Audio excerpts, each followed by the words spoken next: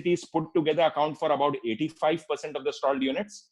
And as a fund, our focus is is not on the top 5, top 7 cities.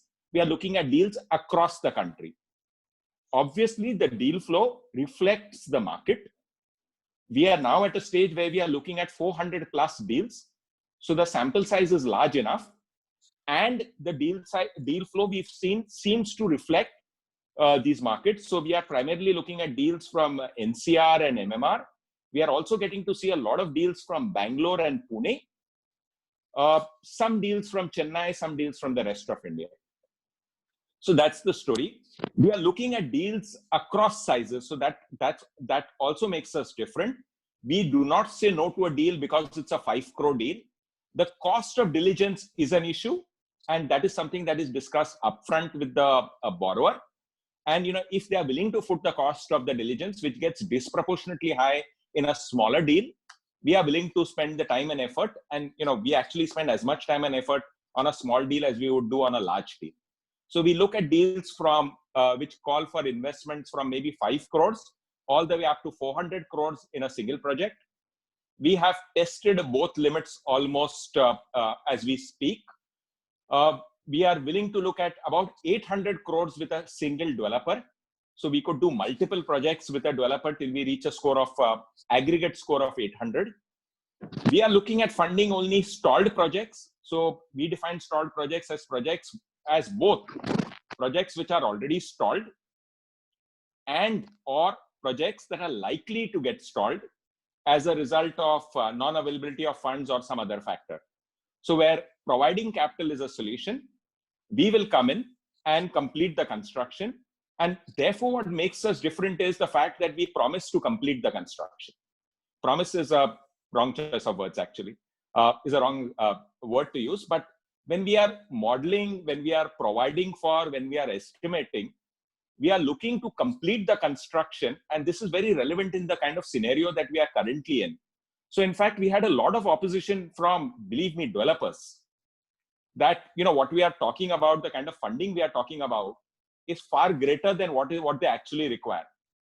And that is simply because we have played down the reliance on receivables. We have completely played down the reliance on incremental sales. And we are going to only rely on ourselves as far as funding is concerned.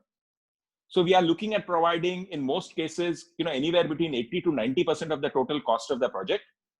In some cases where there is a phase-wise development of project, where one phase is significantly ahead of the other phase and so on, we are looking at receivables from one phase also contributing towards funding of the other phases. But that's about it. In terms of reliance on sales, absolutely minimal to the extent possible, given the cash flows from the project. We are only funding cash flow positive projects, that is projects where the total collections from receivables and sales is greater than the cost to complete the project and the cost of servicing our funding. So we look at only our funding. We do not consider the underlying funding. The total cash flows may or may not be enough to service the underlying funding, but that's a story for another day. We look at RERA registered projects. I've already mentioned last mile projects, and then there is a very categorization that we've done. So we've defined affordable and mid-income as units that cost less than 2 crores in Mumbai, 1.5 crores in the top 7 cities of India, and less than 1 crore in the rest of India. So that's that. We were the announcement of this fund under the special window was done by the Honorable Finance Minister on November 6th, 2019. We were officially given the mandate on November 7th. The first closing of this fund happened on December 6th. And in the 4 months since then, we have formed the IC, scaled up the team, investment team. We are one of the largest investment teams in the country today. We have updated our website so that most of the deals come in through our website. We have spent a lot of time with various associations, meeting developers, explaining the entire process of funding. And as a result, we are looking at more than 400 plus deals. We have also achieved significant progress as far as these deals are concerned. So as we speak, the investment committee has looked at about 40 deals so far. Just to give you a context, right? I have checked with other private equity funds, other real estate private equity funds. In 4 months, we've achieved what most funds would take about 4 to 5 years to do. So, the reason I'm saying that and I'm being very emphatic is we've done it. It's not something that we are projecting or we are talking about doing. So we have given final approval to 6 deals.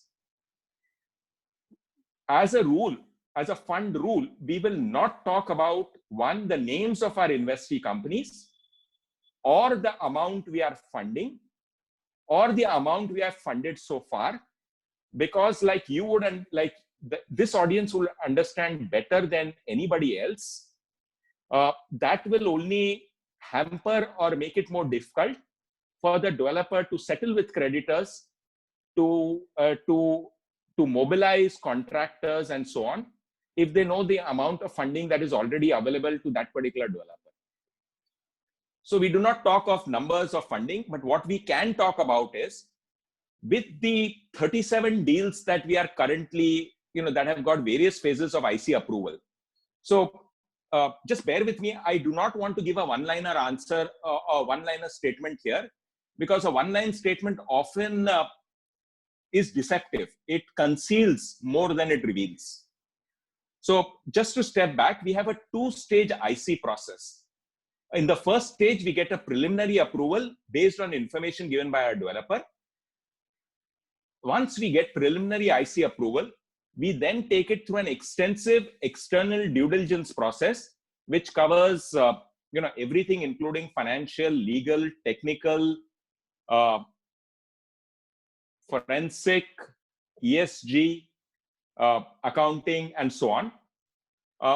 After that, a final information memorandum is prepared. That is circulated with our investment committee, and we get a final approval. Final approval is to us the end of the our efforts, the end result of our efforts, because it means that we can tell the developer that X amount of funding is available. It does not mean that we'll be depositing the money in his account. The money will be deposited only, the money will flow only in incremental amounts as construction progresses. We will rely to some extent on the developer to tell us on how much the construction has progressed, and to a very large extent on project management companies that we've appointed in each project. So they will have personnel on the ground who will provide us reports with number of with labor, with materials that has come in, and so on. So we will be controlling the spend, and to that extent, we are completely assured that the funding shall be used for construction only. We have done a couple of, just to complete that, so we have a 2-level IC clearance. 6 deals have received a final IC approval. There are about 30 odd deals which have got the initial IC approval and are in various stages of due diligence. That due diligence process has got slightly extended due to the current lockdown. You understand that most of the documents are sometimes not in a digital form. Land site visits are not possible, and therefore the diligence has got slightly delayed. We, however, hope that that will catch up as soon as there is a window where the lockdown is lifted. So there will be a flood of deals that we'll be able to finish as soon as that happens.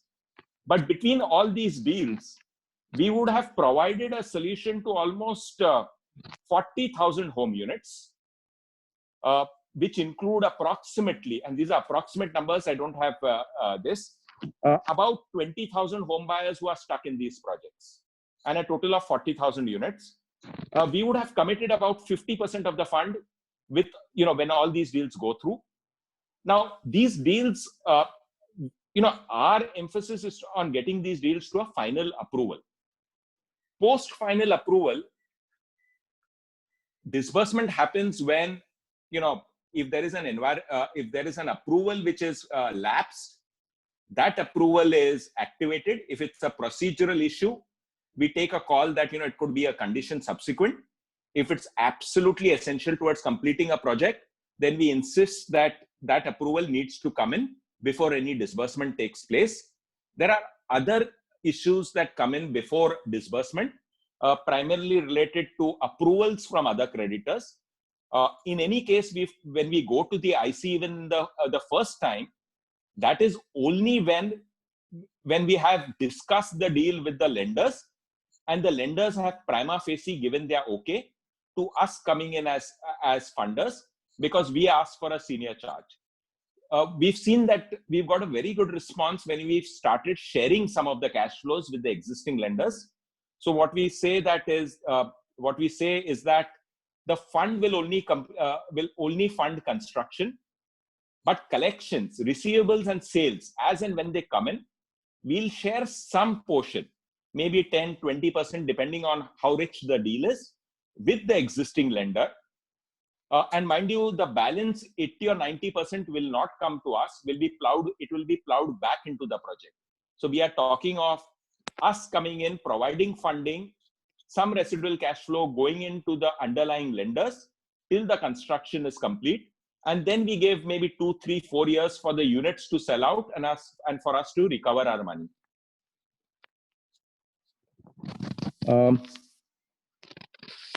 I guess that's that in terms of what in terms of a brief overview on what we are doing. And then maybe if there are specific questions or pointers on what needs to be discussed here, I'll be glad to take it. My question, I'm Niranjan here, and my question to you, sir, is what is, from your experience of the existing 40 projects that you have seen, is mainly what really brings success to the table? So what is it that the developers should flag off first to see that those major issues are covered in order not to have an hindrance in terms of getting your clearance? So what would you consider as the flag off which makes those projects get approved and those which projects don't get approved? Is there any like 5 or 6 flag off issues that you consider are imperative? And from your experience, you find, yes, these are the type of problems which we are not able to overcome, and these kind of problems the developers should try to overcome well in advance, so that when they come to you or they are processing their papers, those problems should get addressed by the developers. Otherwise, you find that is the real hindrance to the project to be done. Like you gave the example of condition precedent and a condition subsequent. So what would you consider as those which are a showstopper, so to say, and not able to do the thing? So generally, deals that go further and faster are deals where information is more easily made available to us. So we have given a format on our website. We then revert back once we get deal information based on website information. We ask questions, and the faster we get information, the faster we can run with it and take it through our internal processes. So that cannot be underemphasized. Quality of information, that's very important. The other thing, I guess, is one is the structure of the entity that is seeking funding. So if it is a LLP or even a sole proprietor coming to us for funding, we are providing NCD funding. NCDs can only be issued by a company, and therefore at some stage it needs to be converted to a company. Now, the way we go about it, and in order to save time, we do an analysis on a as if converted to a company basis. So it is not that we tell you that go back, convert it to a company, and then come back to us. We will start our analysis, do everything. We will in fact take it to the first investment committee also. We will get an approval. And then we will ask you that while the other due diligence is a work in progress, and that usually takes a month, the external due diligence, you can use that time to convert the partnership firm or the sole proprietorship firm into a company, or incorporate a company and convert it. So but we will not do the funding till that happens. So that is one factor which will decide on how soon the company gets funding. The second is status of approvals, right? We look very closely at all the approvals like any other diligent lender would. In a lot of stalled projects, approvals have expired. And we take a very, very empathetic call on, what are the approvals that we could live without, and which could, we could only insist on a submission of an application. And what are the approvals that we cannot live without, where we would need the approval to be in place before our funding goes through. So we will still continue with the analysis, present the proposal internally, but we'll highlight at the first instance that we get to know that, let's say your environmental approval is not in place, it has expired 3 years ago. So regardless of what we do, funding cannot start till that approval comes in. So the developer needs to work on that.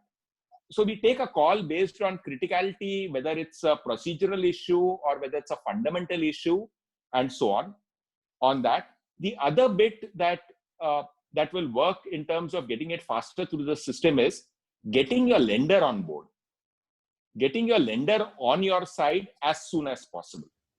So in fact, we would prefer that the lenders themselves come to us with the deal.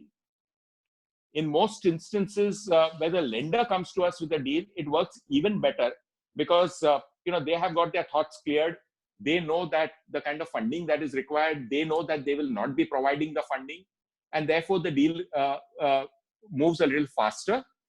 What we've done in the last, I think last week or in the last week or so, is we've asked each bank to appoint a nodal officer. So every nationalized bank now has a nodal officer, specially for SWAMI funding. So so whenever we get a deal, we can now go back to the nodal officer and inform the bank that we've got this deal for funding. There are these issues in the deal that we need clarity on, that we'll be taking a senior charge, that this kind of sharing is possible.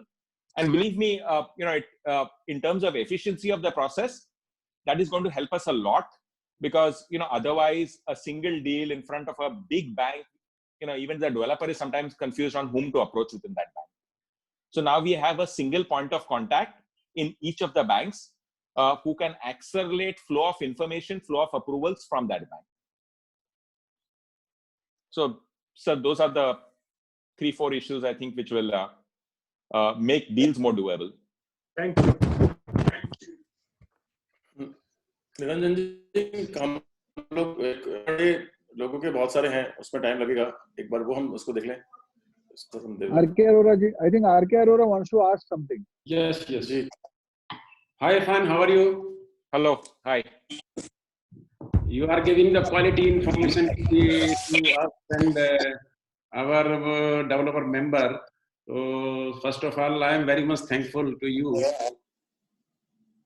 You see this, our member are facing the lot of issues like the seeding of the first charge, which is your primary requirement.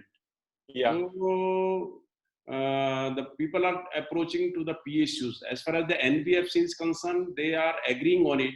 But as far as this PSUs bank is concerned, they are hesitating. They are not agreeing to give the first charge. So I think मैं समझता हूँ कि can we have some sort of guidelines या some sort of order from the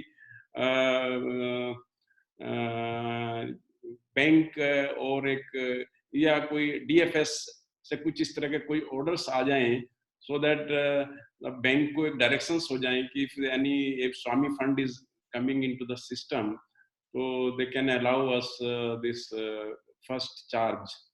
So this problem we are facing badly, and parallelly,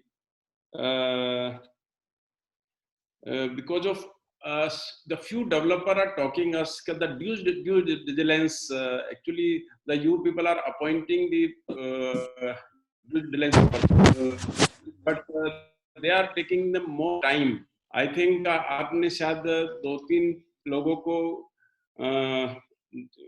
approve किया हुआ है, तो you need to approve the more people so that वो थोड़ा fast अगर उनका due diligence होगा तो उनका disbursement fast हो सकता है. So these are the 2-3 things I need to highlight with you.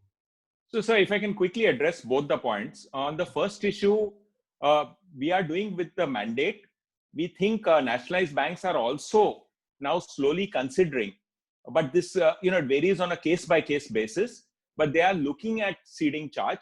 Maybe some more work needs to be done on that front. But like I said, getting a zonal officer appointed and so on is helping our cause. So we are seeing some improvements, small improvements, but we are seeing some improvements. In terms of due diligence, we do appoint about 4 or 5 agencies for every deal. And we have looked at about 40 deals so far. While there will be some repetitions, it would mean that we have worked with close to maybe 75 to 100 agencies already. So we are not restricting ourselves to 1, 2, or 3 agencies, given the volume of the deals we are. In fact, we are specifically ensuring that at any one time, the same agency is not doing more than maybe 2 mandates for us, because then they will be resource constrained and they will be slow. So we are taking care of that.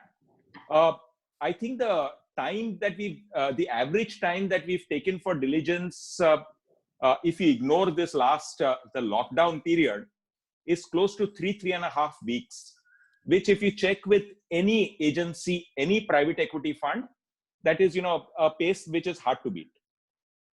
I think it will be better, yes. Yeah, if you are giving some timeline, so then it will be better to give the report as soon as possible. So we do that. We give 2 kinds of timelines. One to the company, and the second timeline is what my team keeps. That is, every other day we are getting a status on the diligence. Where is the bottleneck in terms of information flow and what needs to be done. And as a result, by the time the draft report comes in, our internal note is almost ready, because we are completely hands-on on the diligence process. That is possible because we have a large team currently, and one person will take charge of maybe 2-3 deals, not more. Irfan sir, Rajan Bandilkar here. Hi. I have spoken to you. Hi sir. I have spoken to you earlier also, but as a NEREDCO, we have all the members. Niranjan Hiranandani is there, Raju Talwar is there, Praveen Jain, R.K. Arora, all these members are there. So we can, we'll be very obliged to give you this service. If any projects, if you think wherever you are stuck, for example, now you told me there is some environment permissions which is pending, whatever it is there. So as an association, we can go to those people and we can tell them. So ultimately, our interest is what happens is the moment all these stuck projects gets completed, the image of real estate industry would be changed, and it would be very, very helpful. So you can count on us, and you can call on us anytime, whenever you feel right. Praveenji. Sure. So it's just that we do not share details of which particular deal has come to us and what is the issue. These are already large developers, your friends and colleagues in the industry. So if they reach out to you, I think it would be more appropriate. Yeah. I am just sharing with you. We are ready to help them. Sure. What we are telling is that suppose if they don't have access, whatever it is there, we can go in as an association instead of going as an individual developer. When we go as an association, automatically we have much more access, and we can directly speak to the secretary, housing, whoever it is there, environment secretary. So it becomes, I am just telling you, giving you a food for thought. Sure. Praveen Jain sir. Ji sir, मैं कह रहा था कि इसमें chat पे जितने भी लोगों के क्वेश्चन आंसर्स हैं बहुत सारे। Then तो मैं बोलता हूँ आरती, see there is one Aarti. I request yes, Arjun ji, I'm here. Yeah. Take over. I request you to take over. You can switch on your camera also. So you can take the questions from the people and ask Irfan sir. Let the Irfan sir answer the question. Yes. Thank you, Mr. Irfan. So we have many questions from the audience, but I have grouped all the similar questions. So the first type of question which the audience is asking is, what is the process if a developer is interested in availing the funding? What is the process to apply to SBI CAPS? So simply the developer needs to visit our website, sbicapventures.com. We have detailed FAQs and audiovisual presentation, the format of information we require, the email that the ID that the information needs to be sent to. We have deliberately kept it very simple so that if you have project information available, you can actually fill everything in most cases within 10 minutes or so. Email that to us. My team will then get in touch with you all with specific questions. The idea is that acts as an initial filter. It immediately tells us whether the deal will broadly meet the parameters or not. If it seems to be broadly meeting the parameters, we start activating, asking deal specific questions and move ahead with it. Thank you. That was very helpful. The next question is there any location preference? So do you prefer tier 1 cities, tier 2, tier 3, or commercial, residential projects? So the answer is absolute and categorical no. There is no locational preference. There's a preference for asset type. So we do only affordable and mid-income housing units. In terms of locational preferences, we are looking at deals across India and across sizes. But given the nature of the market, given the nature of the asset class, most of the deals that are coming to us are from NCR, MMR, Bangalore, Pune, Chennai, to some extent Jaipur, Bhopal, Rewari, and so on. Okay. The next common question from the audience is, what is the type of funding transaction? So is it debt? Is it equity, profit share? If it is debt, then how does the loan repayment start? When does the fund exit? And what is the total interest approximately which a developer has to pay during the entire period? Sure. So this is what Mr. Hiranandani had also mentioned in the very beginning. I'll just quickly explain this. We provide only NCD kind of funding. We are a category 2 AIF registered with SEBI, and an AIF can only invest in securities. So the loan we provide is in the form of non-convertible debentures. There is no coupon rate on these debentures. Typically, and I'm just giving you typical. It gets customized according to the cash flows of every deal. But typically, they would be about 4 or 5 year NCDs they have no coupon, but they are payable when able. So whenever the project has enough cash flows to repay the debt will get repaid. What is the cost of the debt? We had started off by saying that we will be looking at a 15% IRR. What we've done so it's a 15%, and let me explain this for a second. All the money that we provide will be used for construction. All the receivables and collections and incremental sales in the project during the construction period will also get diverted and be used for construction only. They will not flow to us. So all cash flows from the project plus funding from the fund will be directed towards completing the project. So that's one. Once the project is completed, it's only after that incremental sales and receivables will be used to repay our debt. So we are providing funding at 15%. What we are also doing in cases as we go ahead is, we are saying that the rate will get reset to 14%. So there is a 1% incentive rebate that we provide if the developer has met the business plan targets for the preceding quarter. So assuming that a developer meets all the targets from start till the end, which is probable but slightly difficult given the uncertainties often associated with a construction cycle and a project cycle, the IRR could reduce to 14%.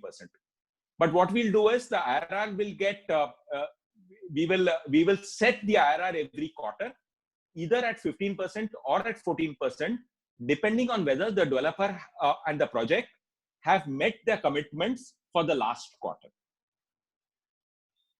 Okay. The next question, Mr. Irfan, is what is the underlying security or cash cover requirement for the funding?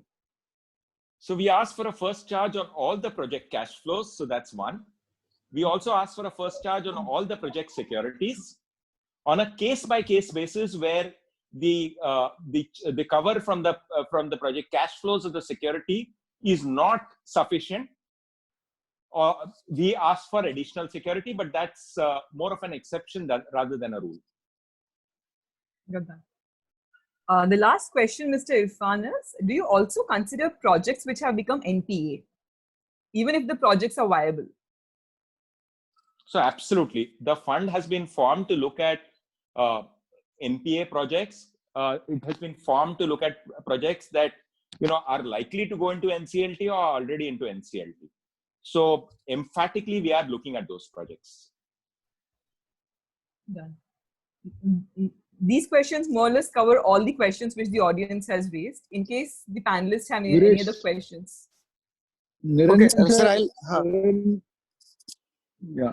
No. Okay, Viresh, you ask any question. I think Mr. Kazi has really been comprehensive. I think his lectures covered most of it, and the questions and answers has really been done. Really extremely well explained. I think we have got a full picture of what the fund is doing and what are the terms and conditions. And we like the clarity in terms of how you are handling the fund and the cases.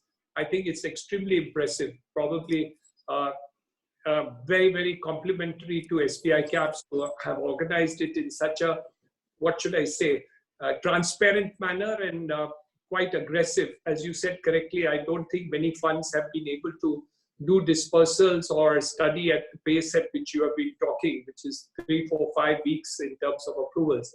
I think that's really complimentary. So I must congratulate you and the team for that. Thank you. Thank you very much, sir. Viresh has some questions, I think. Some audience questions. Can I ask a question? Yeah, please, sir. Go ahead. Yeah. Irfan ji, I heard you in Hyderabad and I also met you there. Yes, sir. My question is that so far you have considered 40 projects for funding. So how many have been left out and what are the major reasons? Without disclosing the name of the rejected case, can you give out a list out some of the common reasons why projects have been rejected even by this fund? So in these 40, and I'll be very transparent about this, there are only 3 projects that have got rejected. So these are 40 projects which have gone through various stages of diligence, external diligence as well. And there were some issues that came up in 3 of these projects, which hindered us from going any further on them.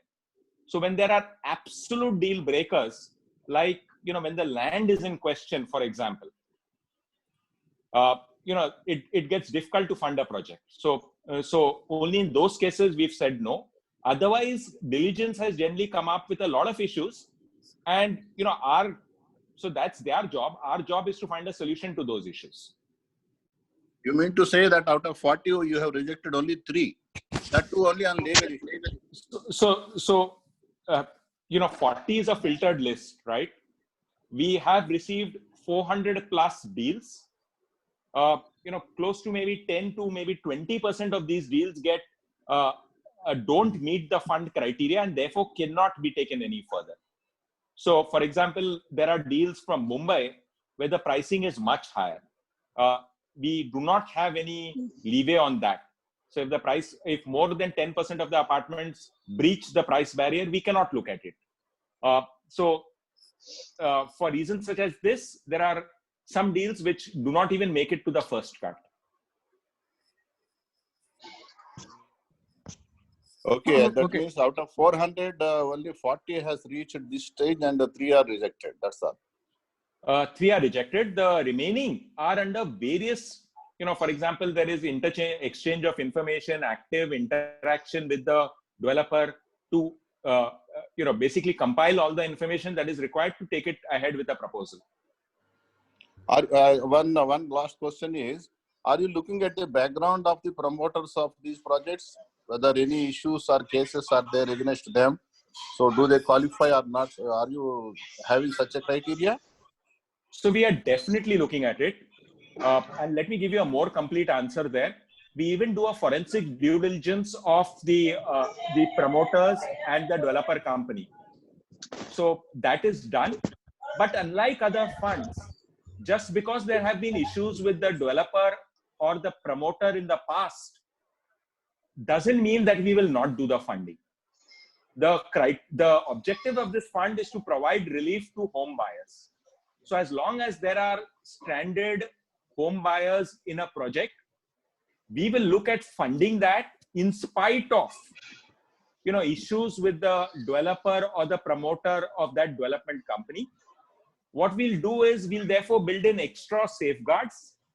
We might in exceptional cases ask for a development management agreement to get executed, so that there is a change of developer, and that will if the project economics allow that. But generally speaking, but for those two criteria, we will look at the project in spite of what we know about the developer or the promoter. Thank you so much. And this. Viresh Gaurajan wants to ask a question. Gaurajan, please, or he is Vice President North. I think Mr. Kazi's mic has gone on a mute. So thank you for having me on this panel.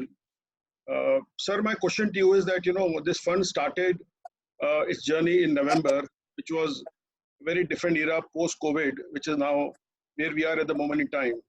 Obviously, the entire equations of economy and the business has taken a very different turn from what we had projected to what it is now. So during your due diligence process, is there any direction to the people who are doing this particular due diligence that they have to look at the cash flows and the covers which you generally ask for in a more liberal manner, or your I would say the directions have been same pre and post COVID? Thank you. So the broad directions, surprisingly are almost the same pre and post COVID, and I'll tell you why.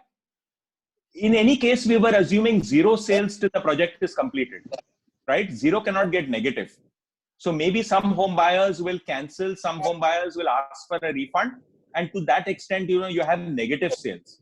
But that's about it. We would look at project collections also coming in only when most of the project is completed, with a significant delay compared to when they are actually due, right? Fair enough. So what else can we do? We even assume the construction time to be almost double what the developer represents to us at the first instance. So when we have provided such a large buffer for the construction time, when we have assumed sales to be almost close to zero for the next 1 or 2 years, when we've assumed collections to come in only when the project is completed, not when each construction milestone is reached. Apart from just stopping activity, there is really nothing much we can do here. So if I may ask a follow-up question from this, sir, then would it in certain cases not lead to the IRR getting compromised in terms of let's say the genuine production time versus what it is now becoming, and therefore your IRR of 15% or 14% as the case might be, it can get breached in some cases? So it gets even more difficult in some cases. And that's why, you need an investment team to take an investment view to see how the deal can be done and what parameters need to be changed. So it is not artificial intelligence at work. There are no 5 sets of rules that decide it. There are deal specific situations. The only instructions we have is we have to find a creative ways for doing the deal. It's very easy to say no. Fair enough. Thank you. Appreciate it. Viresh, over to you. Viresh. Sir, Mr. Pradeep Agarwal had one question that he wanted to ask.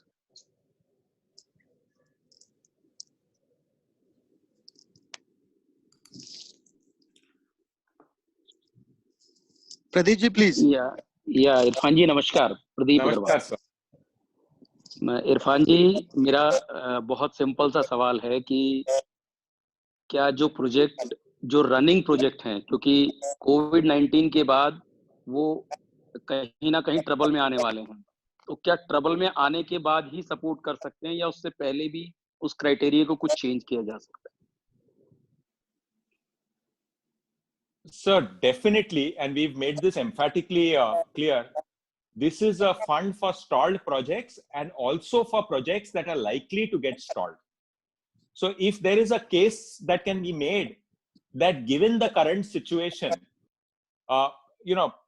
cash flows are going to dry up. Incremental cash flows are not going to be made available from your lender, and therefore the project is likely to be stalled. We can step in and provide you the funding. Okay. Thank you. Thank you. Thank you, sir. Irfan, hi. Sumit this side. I have been repeatedly receiving this request. So I'll ask this and question on behalf of Mr. Vivek Jain from Haryana. He's saying that our bank OBC is asking why should they give priority charge to Swami Fund and wait for 3-4 years before and to the bank starts setting anything. So can you make an option where bank's interest is serviced starts getting paid? So that's what we've done when we say we are willing to share some of the cash flows. But the fund was never set up to simply repay the underlying lenders, right? Okay. If we just repay the underlying lenders, the project is still not going to get completed. So our mandate is to complete construction. What we've done is, in order to provide some cash flows to the existing lenders, we've said we'll share some of the collections that come in, even when we don't get any. Okay. But that's about it. Okay, and there's and one more and two more query from the same person. He's mentioning that is there any public sector bank who has already given NOC? If you can please share. So we are already looking at some public sector banks, some housing finance companies that are part of the deals that we've approved. So that is happening. Okay, and one last question which he has, he's mentioning that when their ED, including forensic and TEV, etc., have been carried out recently by the bank only for restructuring. So will it help to speeding up the entire process, or the same has to be repeated again? So it will speed up. It will help in speeding up the process only to the extent that information flow from your side, from that side, should be faster. Okay. But that doesn't mean that we will not do it. Every lender will require that the diligence be done by agencies appointed by that lender. Got it. Thank you so much, Irfan. Great. Thank you. Irfan, one more question. Sure. You are telling that you can share some percentage of the income inflow to the existing lender. So most of the lender are asking कि what will be the percentage? कितना हो सकता है? क्या हम उनको 10%, 15% कोई ऐसा commitment कर सकते हैं क्या? Because of the because क्या होता है, उन्होंने अपना charge sheet करना है. They have to go to their IC. Sure. I understand because in the NBFC decision बहुत fast हो जाते हैं, but as far as this PSU's bank is concerned, there is a long procedure.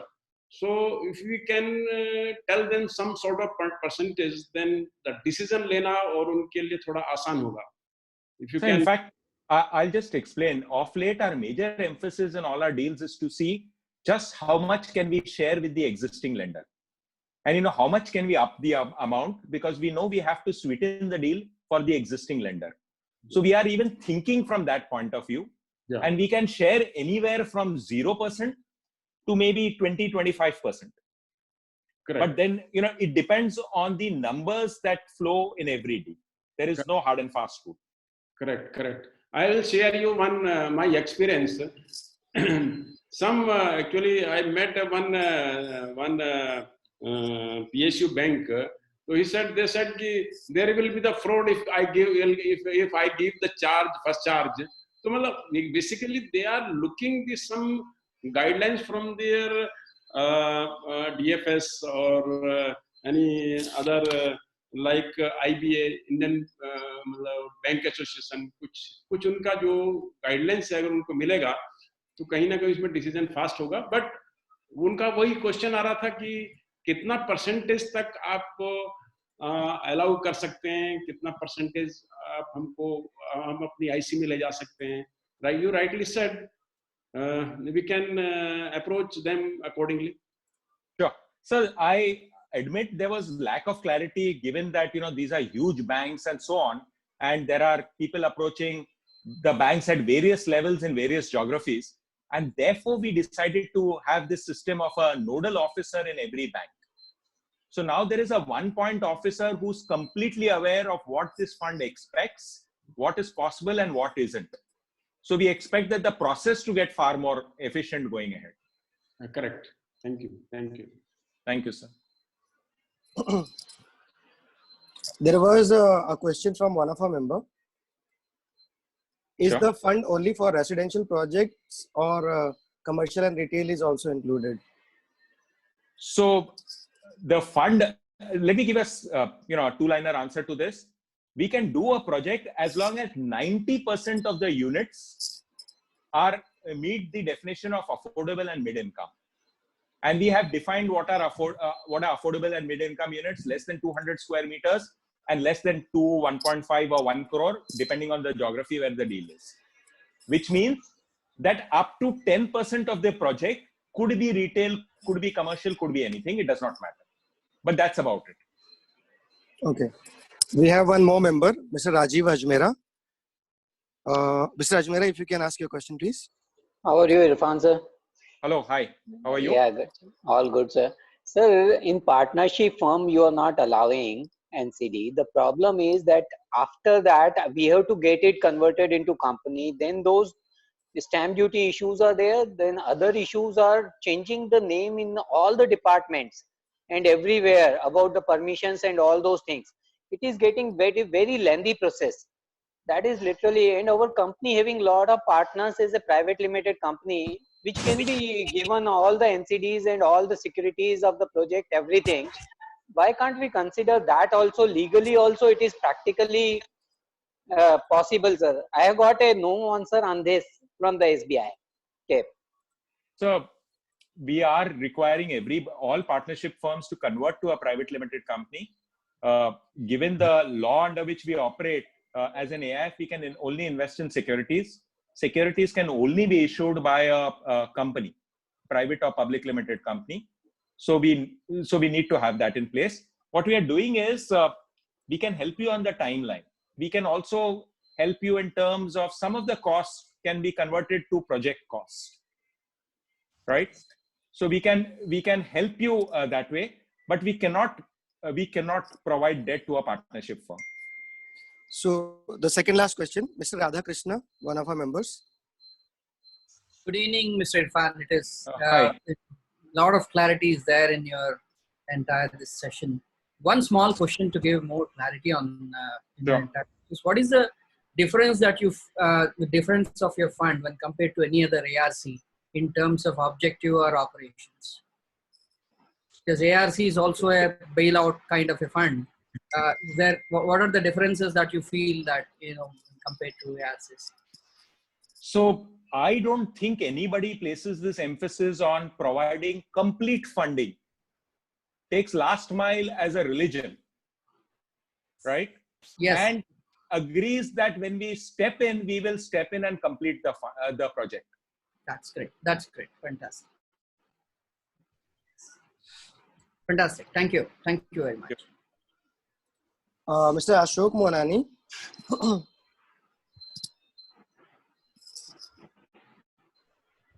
Mr. Ashok Monani. You want me to ask a question? Yeah, if you can ask question, and this is the last question, we will sum it up and close. So you can give the vote of thanks also, please.